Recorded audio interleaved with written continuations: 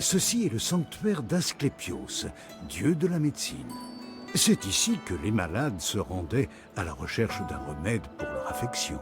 Ce remède était souvent administré par les guérisseurs, mais d'autres fois, il émanait directement des dieux. Cette visite t'expliquera le fonctionnement du sanctuaire et l'approche unique des Grecs en matière de médecine. Les malades et les infirmes venaient dans ce sanctuaire pour prier Asclépios, dieu de la médecine, et lui offrir des sacrifices. Selon le mythe, Asclépios fut un médecin mortel, avant d'être élevé au rang de dieu. De nombreux sanctuaires lui étaient consacrés, mais le plus célèbre se trouvait à Épidore. Lorsqu'il franchissait l'entrée du sanctuaire, les pèlerins pouvaient lire l'inscription suivante. « Lorsque tu entres dans la demeure du Dieu qui embaume l'encens, tu dois être pur. Et la pensée est pure lorsqu'elle est animée par la piété. » Les stèles médicales constituaient un curieux mélange de médical, de religieux et de divin. Il s'agissait de dalles dont les inscriptions vantaient les vertus et mérites d'Asclépios et décrivaient ses méthodes de guérison. Y figuraient les songes qu'avaient faits les patients au sein de l'Abaton, l'un des édifices les plus importants du sanctuaire. Les stèles indiquaient le nom du patient, son affection et la nature de la guérison apportée par Asclépios. Elles étaient probablement rédigées par les prêtres du sanctuaire, ou du moins sous leur supervision. Asclépios était une divinité complexe. Outre son statut de dieu, il était aussi un médecin confirmé et un disciple du centaure Chiron. Dans la Grèce antique, la religion ne pouvait se concevoir sans rituels, processions et sacrifices. C'était bien sûr le cas à Épidore. Et ceux qui se rendaient au sanctuaire d'Asclépios devaient se préparer en conséquence.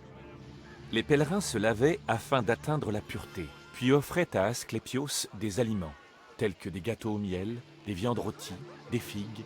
La nourriture était déposée sur la table sacrée du sanctuaire, où les prêtres devaient ensuite venir la chercher. Après les offrandes préliminaires, les visiteurs étaient autorisés à entrer dans l'Abaton, où, avec de la chance, Asclépios viendrait à eux en songe. Asclépios est né mortel. Il était le fruit des amours entre le dieu Apollon et Coronis, également une mortelle. Ayant découvert que Coronis lui était infidèle, Apollo la tua et ordonna que son corps soit brûlé sur un bûcher funéraire. Cependant, avant que les flammes ne consument le corps de Coronis, il sauva l'enfant qu'elle portait. Apollon remit le nouveau-né au centaure Chiron, qui éleva Asclépios et lui enseigna la médecine. Avec le temps, Asclépios devint si savant dans l'art de soigner qu'il parvint à relever des morts. Ceci provoqua la colère de Zeus, qui d'un éclair expédia Asclépios chez Hadès. Apollon riposta, en tuant les cyclopes, eux qui avaient forgé les éclairs de Zeus. Zeus ressuscita alors Asclépios, et en profita pour le rendre immortel et faire de lui un dieu. Sur les sculptures, poteries, mosaïques et pièces de monnaie, Asclépios tient un bâton autour duquel est entouré un serpent sacré. Ce bâton est devenu un symbole de la médecine encore utilisé aujourd'hui. L'Épidothéion était la résidence des prêtres. Assurant le lien entre les patients et les dieux, les prêtres jouaient un rôle essentiel dans le fonctionnement du sanctuaire. Ils étaient souvent élus à la prêtrise pour une période d'1 an. Mais on pouvait aussi acheter cette charge, si on en avait les moyens. Outre l'interprétation des songes des patients dans l'Abaton, les prêtres assuraient ou supervisaient rituels et sacrifices.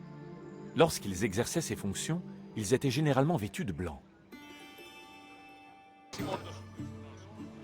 L'Abaton se trouvait à la bordure nord du sanctuaire, entouré d'un puits sacré dont les eaux étaient réputées avoir des vertus médicinales.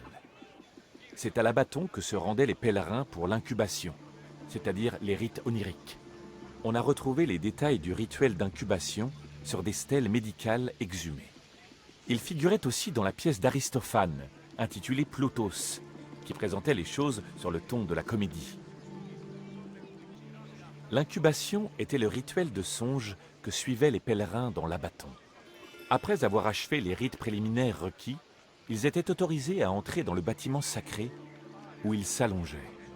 Tandis qu'ils baignaient dans les fumées odorantes d'encens, les prêtres du sanctuaire éteignaient les lampes à huile et leur demandaient de dormir en silence.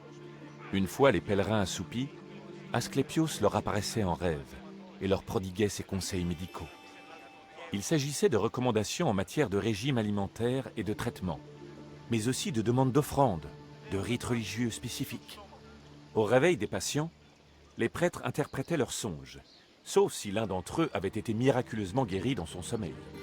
En revanche, s'il n'y avait plus rien à espérer pour un patient, il était sorti de l'abatton.